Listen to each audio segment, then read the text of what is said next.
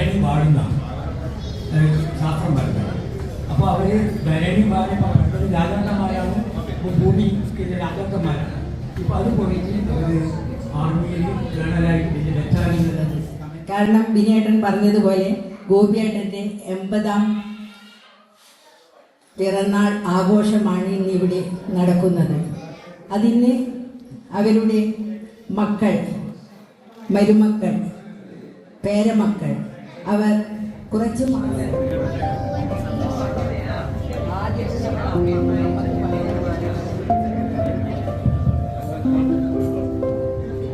രാമ രാമ ഹരേ ഹരേ ഹരേ കൃഷ്ണ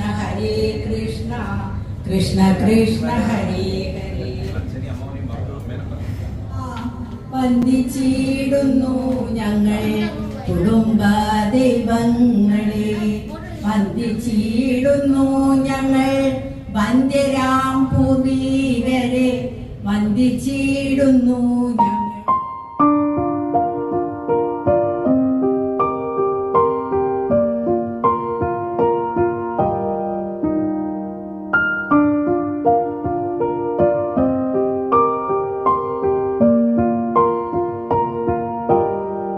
അഭിമാനമാണ്.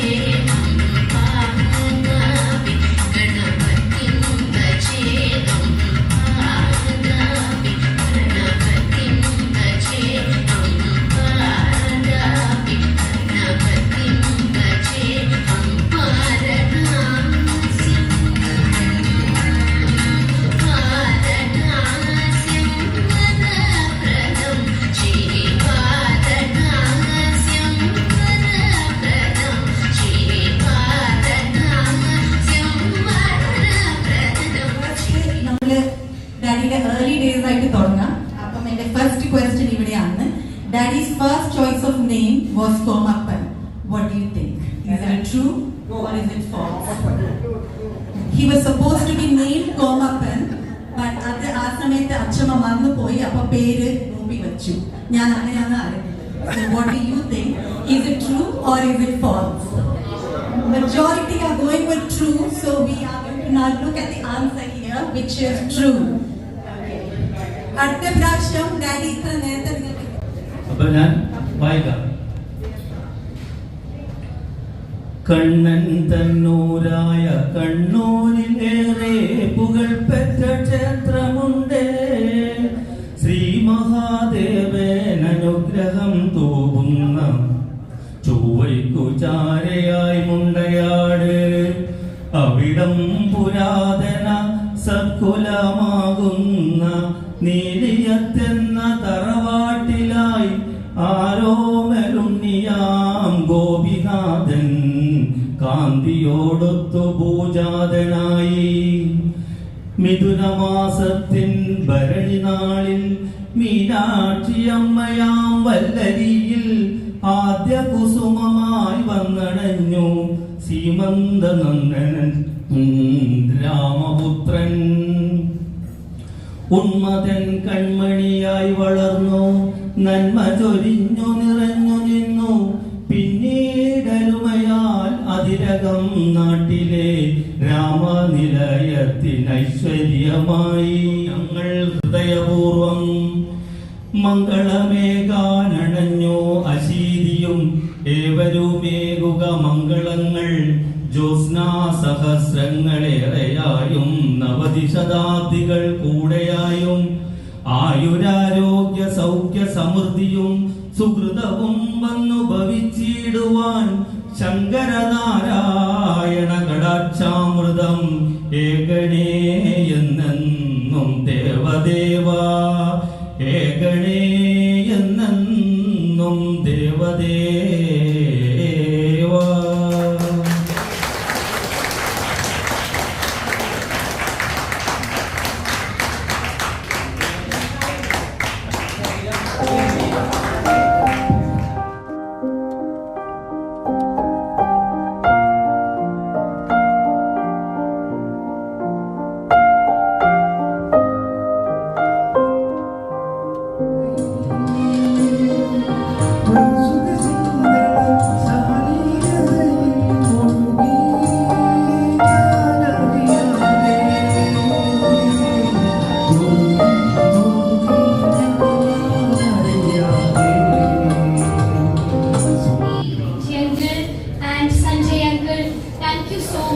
Inviting all of us, and also a big hand of applause for organizing this beautiful surprise function. So whenever my father talks about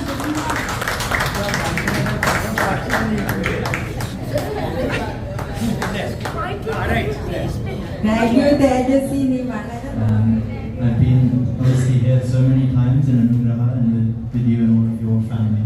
So it's fantastic to be able to celebrate with you today. There's so many things to say about you as a human being and as a great grandfather. But the thing I most admire is how much time you have for your family, your care for them, the time you give them to understand how they are, how they're doing. And you can see every day, since I was 0 to now, I can see how much time you spend with your family. That's something I really admire and want to do in my own life as well. Every time we come to Kannur, every time we're in India, you're our first port of call. We always come to you, and if you have any problems, we always come to you. So for that, I'm really grateful. The kind of things he does every day, and I really admire that from him. So I just wanted to take some special appreciation towards that. Anyway, just thank you. Happy birthday.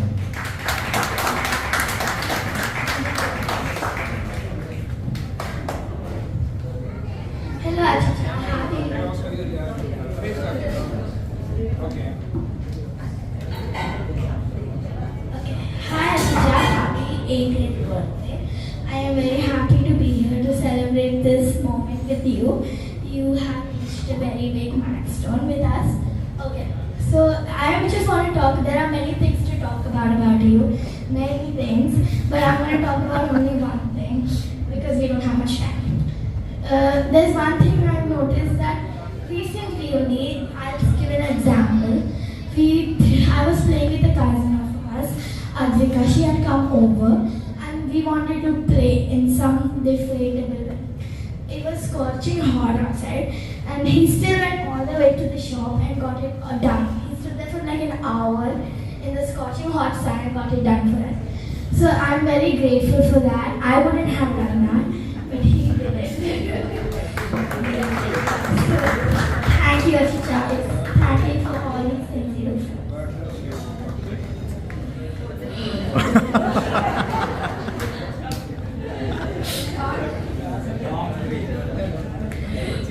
Hello Achcha, it's really nice to be with you for this enjoyable moment in your life. It's a milestone birthday for you and for everybody around with us. So I'm just going to start off with few things that come into my mind, only good things. So first, you're very frank and honest with everybody. You always want good things to happen to people, never bad. And that you're a very generous person and a good spirited person. Achcha, there are so many things a person could learn from you, and that everybody loves you, and I don't think you know that. Thank you, Achcha. Love you.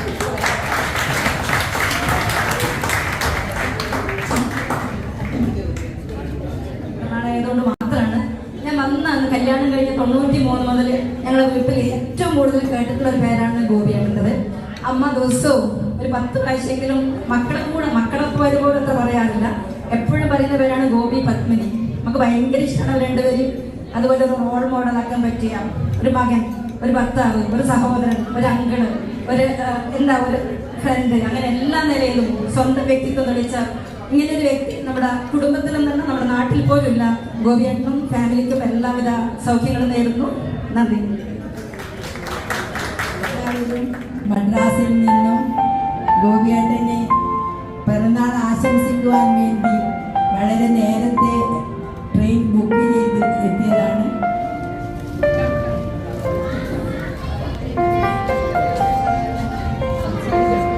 ദേവിയേട്ടൻ മരുമക്കളെയാണ് ഗോപിയേട്ടൻ്റെ കൂടെ photo എടുക്കുന്നത്. അടുത്തത്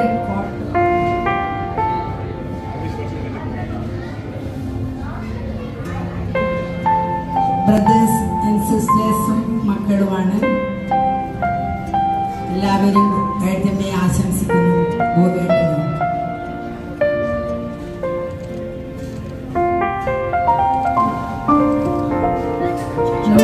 birthday കുട്ടി cake cutting നടത്തുവാൻ പോകുന്നു. മക്കളും പേരക്കുട്ടികളും മരുമക്കളും അനിയനും അമ്മമാരും എല്ലാ ബന്ധുക്കളും കൂടി ഒത്തുചേർന്ന് ഗോപിയേട്ടൻ കേക്ക് കട്ടിങ്ങിൽ പങ്കെടുക്കുകയാണ്.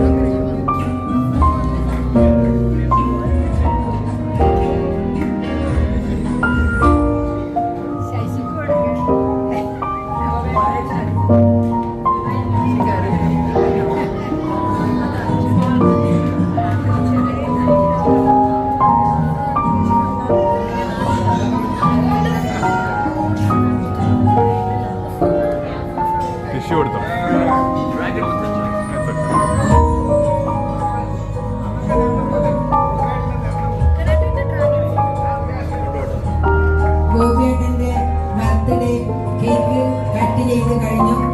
എന്നിരുന്നാലും ഗോപിയേട്ടൻ്റെ മക്കൾ ഇതൊരു സർപ്രൈസ് ബർത്ത്ഡേ ആയിട്ടാണ് ഇന്ന്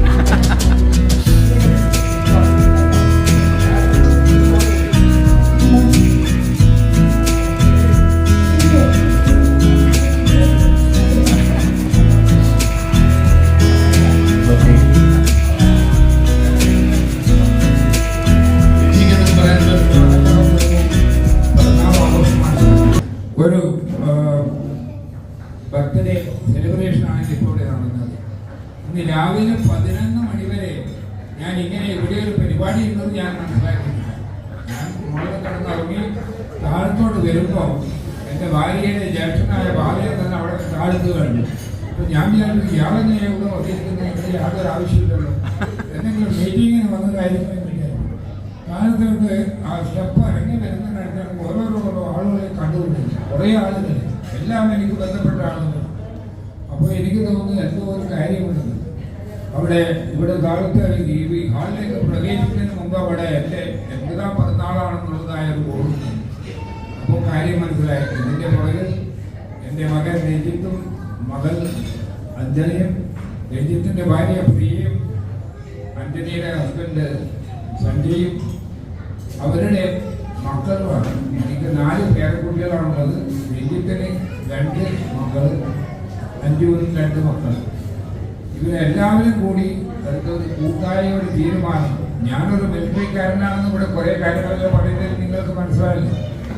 അപ്പം ഞങ്ങളുടെ മിലിറ്ററി ഓപ്പറേഷൻസ്, ഇവിടെ യുദ്ധം നടക്കുന്നുണ്ടെങ്കിൽ കൂടി തന്നെ എപ്പോഴാണ് യുദ്ധം തുടങ്ങുക, അല്ലെങ്കിൽ എന്താണ് ചെയ്യാൻ പോകുന്നത്, എവിടുന്നാണ് ആക്രമണം നടത്തുക എന്നുള്ള കാര്യങ്ങളൊക്കെ എത്ര ഗൗരവമായിട്ട് പ്ലാൻ ചെയ്ത് കഴിഞ്ഞാലും അത് ലീക്കാവും.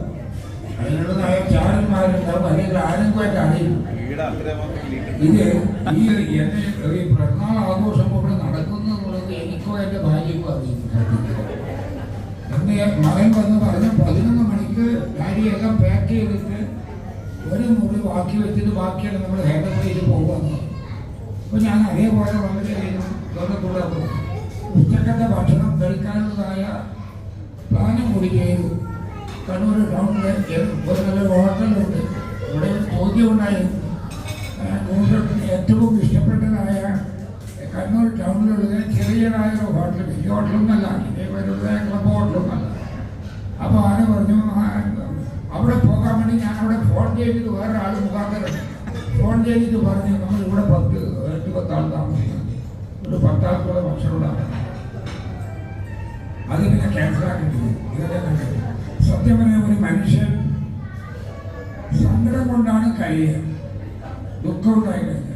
പക്ഷെ എനിക്ക് ഈ ഹാളിൽ വന്നതിന് ശേഷം സത്യത്തിൽ ഞാൻ കരഞ്ഞുകൊണ്ടാണ് ഇതിൻ്റെ അദ്ദേഹത്തെ നിങ്ങളെല്ലാം അഭിമുഖീകരിച്ച് കണ്ടത്. കാരണം സന്തോഷമാണ്. കാരണം ഇത്രയും എന്നെ സ്നേഹിക്കുന്ന ആളുകൾ എൻ്റെ കുടുംബത്തിൽ ഉണ്ടല്ലോ എന്നുള്ള ഒരു സന്തോഷം, അത് വലിയൊരു ധനമായിട്ടാണ് ഞാൻ കാണുന്നത്. ഇത്രയധികം ഒരു മനുഷ്യനെ ആൾക്കാർ സ്നേഹിക്കുന്ന കുടുംബാംഗങ്ങൾ ഉണ്ടല്ലോ. കുടുംബാംഗങ്ങളും ബന്ധുമിത്രാദികളുമായിട്ടുണ്ട്. മിത്രാദികളൊന്നും കൂടെ അതിലില്ല. ഇതെല്ലാം ഇവിടെ വൈകിട്ടൊക്കെ എല്ലാവരും തന്നെ നമ്മളെ കുടുംബാംഗങ്ങളും അടുത്ത ബന്ധുക്കളുമാണ്. എൻ്റെ മക്കളും മക്കളുടെ ഭാര്യമാരും ഭാര്യയും മകളുടെ ഭർത്താവും പേരക്കുട്ടികളും നിങ്ങളെ എൻ്റെ ഈ നടത്തിയത്. അതിൽ എൻ്റെ അമ്മാവിൻ്റെ മക്കളായതായ സുധയും ജയദേവനും കൂടി ഉണ്ടാക്കി. എന്താ പറയുക, മംഗളപത്രം. അത് വായിക്കുമ്പോൾ എനിക്ക് സത്യത്തിൽ കരുത്തിൽ മനസ്സിൽ ഞാൻ കഴിയുന്നു. കാരണം അതിനെല്ലാം ഞാൻ അർഹനാണോ എന്ന് കൂടിയൊരു സംശയം തോന്നി.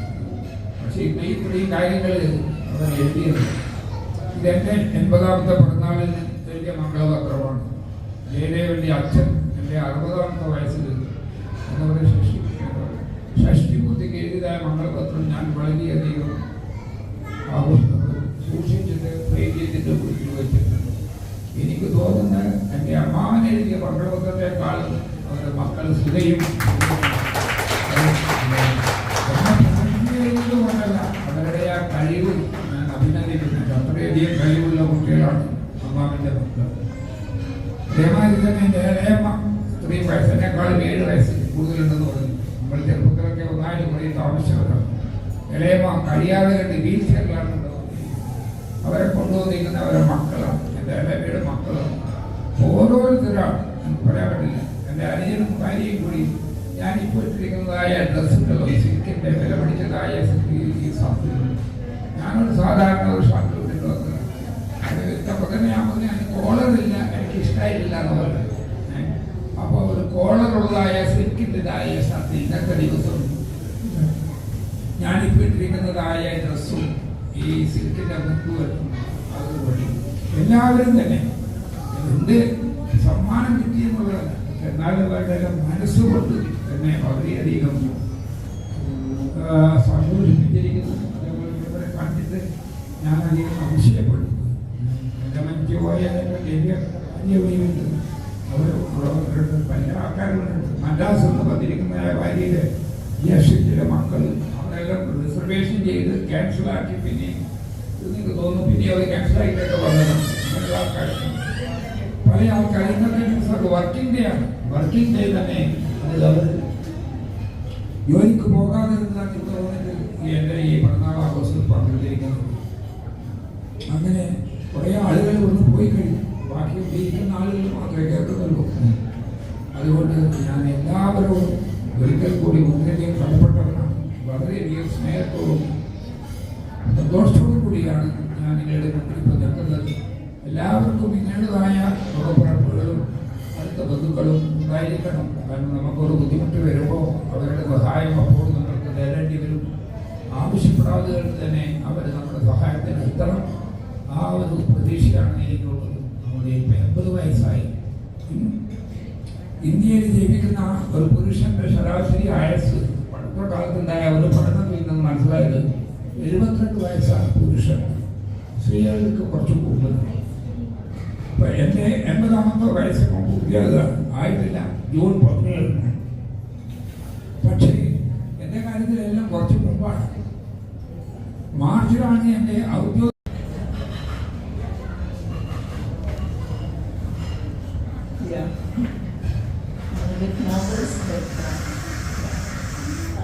actually എനിക്ക് പറയാനുള്ളത് the thing is that when you see that, especially that Mangala Patram and how it was written from the time he was born to today, and the love and affection that gathers, and the love and affection that everybody shows. So I feel that to write a Mangala Patram also you have to have that much content. Other content illadondana angane ezhudhan pattiyathu. So it's like I think it's an inspiration for all of us to lead a life like that. Because in a family there will be ups and downs. But other than that, I mean, uncle, the way he teaches us, how and when you prashna indayalum, he's very open-minded and he always brings everybody together. He says that draw a line and then start afresh. So there's so much to learn from a personality like him. So for me, it is an inspiration and like a guiding light that we should all strive to lead a life like that. That people remember you for your goodness and to be the support the family needs. So for me, it is that. Thank you so much for everybody who have come and made it